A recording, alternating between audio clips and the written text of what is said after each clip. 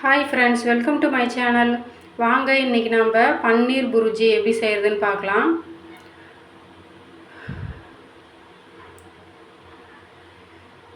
அடுப்பில் கடாய் வச்சுக்கிறேன். கடாய் வச்சுட்டு ஆயில் சேர்த்துக்கிறேன். ஆயில் சூடானதுக்கு அப்புறமா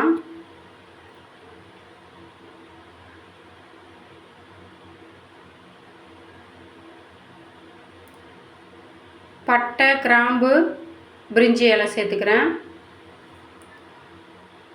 அதுக்கப்புறம் பொடி பொடியாக கட் பண்ணி வச்ச வெங்காயம் சேர்த்துக்கிறேன்.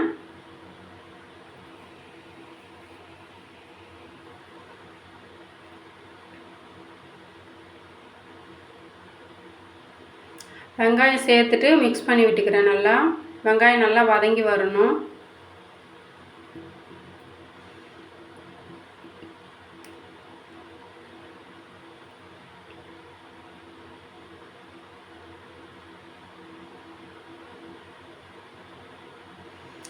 வெங்காயம் வதங்கிறதுக்கு நான் கொஞ்சம் உப்பு சேர்த்துக்கிறேன்.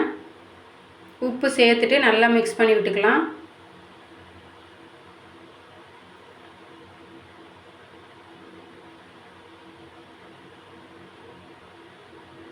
வெங்காயம் பார்த்தீங்கன்னா ஒரு 50% வதங்கி இருக்குது.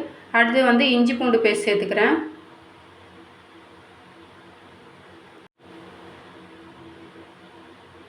இஞ்சி பூண்டு பேஸ்ட் சேர்த்துட்டு நல்லா வதக்கி விட்டு அதோட பச்சை ஸ்மெல்லும் போகிற அளவுக்கு ஒரு 2-3 மினிட்ஸ் நல்லா வதக்கி எடுத்துக்கலாம்.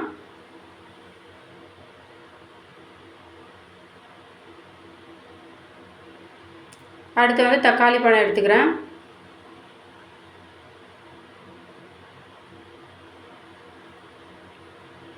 தக்காளி பழம் சேர்த்துட்டு அதையும் நல்லா வதக்கி விட்டுக்கலாம்.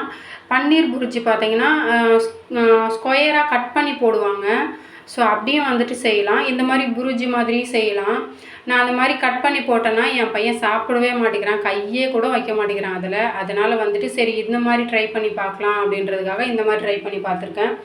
ஸோ இது மாதிரி ட்ரை பண்ணோன்னா கொஞ்சம் முட்டை மாதிரி அவன் எடுத்து சாப்பிடுவான்றதுக்காக நான் இந்த மாதிரி ட்ரை பண்ணியிருக்கேன்.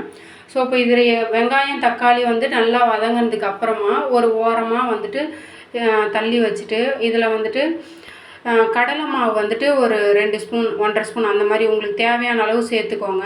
இந்த கடலை மாவு சேர்த்தோம் அப்படின்னா நமக்கு புரிஜி நல்லா கெட்டியாக அந்த மாதிரி வரும். அதனால் நான் இப்படி சேர்த்துருக்கேன். அடுத்து மிளகாத்தூள், இது ரெண்டையும் சேர்த்துட்டு அந்த எண்ணெயிலே நல்லா மிக்ஸ் பண்ணி எடுத்துக்கிறேன். இப்போ அடுப்பு ரொம்ப ஸ்லோவில் வச்சுக்கோங்க, சிம்மில். ஏன்னா மிளகாத்தூள், கடலை மாவுலாம் சேர்க்குறப்ப கரிஞ்சு போயிடும். அதனால் சேர்த்துட்டு அதுக்கு ஒரு நிமிஷம் அந்த நல்லா வதக்கி விட்டதுக்கு அப்புறமா வெங்காயம், தக்காளி கூட சேர்த்துட்டு நல்லா வதக்கி எடுத்துக்கலாம். நம்ம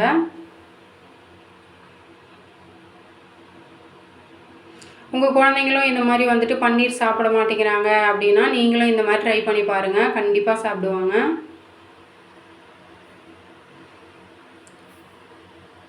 நல்லா வதக்கி எடுத்ததுக்கு அப்புறமா நான் பன்னீர் புரிஜிக்கு தேவையான அளவு தண்ணி சேர்த்துக்கிறேன். ஏன்னா இது கொஞ்சம் கட்டியாக ஆயிரும். ஒரு 5 மினிட்ஸ் நல்லா கொதித்து வந்தாலே கிரேவி கன்சிஸ்டன்சிக்கு வந்துடும். அதனால் உங்களுக்கு தேவையான அளவு கொஞ்சம் தண்ணியாக வைங்க. அதுவே கடலை மாவு சேர்த்துருக்கிறதுனால கட்டியாயிரும்.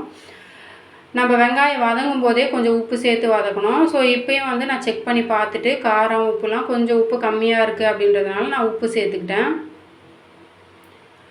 இப்போ பார்த்தீங்கன்னா ஒரு 7 to 8 மினிட்ஸ் நல்லா கொதிச்சதுக்கு அப்புறமா எண்ணெய்லாம் பிரிஞ்சு எப்படி வந்திருக்கு பாருங்கள். கொஞ்சம் கிரேவி கன்சிஸ்டன்சிக்கு வந்திருக்கு.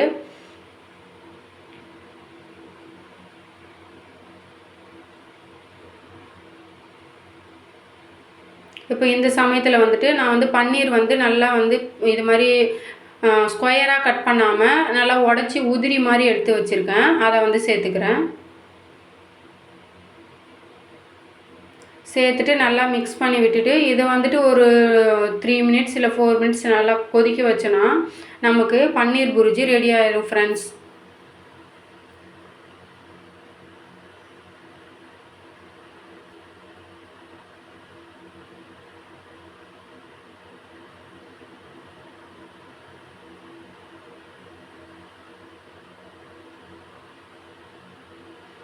பார்த்தீங்கன்னா நல்லா கொதிச்சிருச்சு. நமக்கு பன்னீர் புரிஜி ரெடி ஆயிடுச்சு.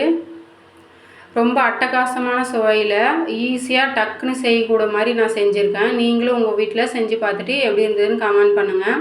இப்போ வந்து மேலே வந்து கொத்தமல்லி தழையை வந்து நல்லா பொடியாக கட் பண்ணி தூவிக்கலாம்.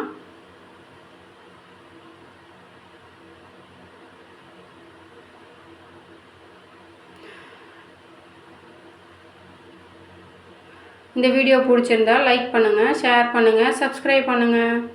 தேங்க்யூ ஃபார் வாட்சிங்.